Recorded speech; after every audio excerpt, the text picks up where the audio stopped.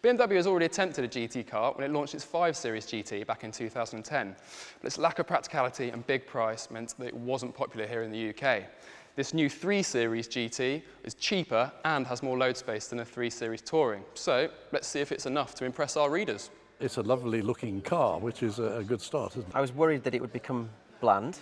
It's entirely different from the coupe. I still don't know whether it's a sub-brand too far. Well, I'm surprised at the increase in space compared with my 3 Series. Getting access in and out is important, and we have an aged 96 relative who does find it difficult getting into the back. A lot because of the wheel arch, and a lot because this is just a little bit lower. I mean, I've got so much room in here. Yeah, I'd buy one, but I have to persuade my wife. Interior-wise, it's actually really quite smart. I was worried that it would become bland, but it hasn't. They've given it some interesting features, and the stitching is really quite nice as well.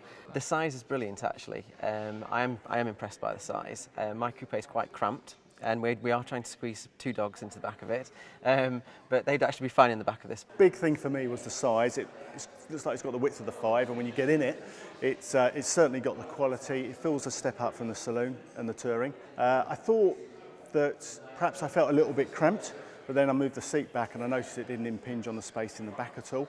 And I've just come out of an SUV and it's got the same headroom, which is insane because it's not an SUV.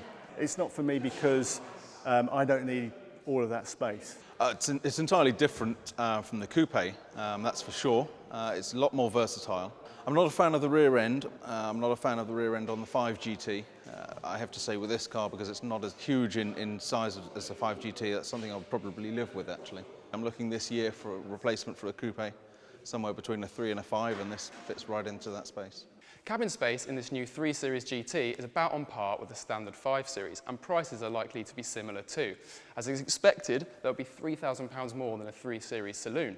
The public will get to see this car for the first time at the Geneva show in early March, and we'll be driving it soon after. Check back on whatcar.com then for our first drive impressions.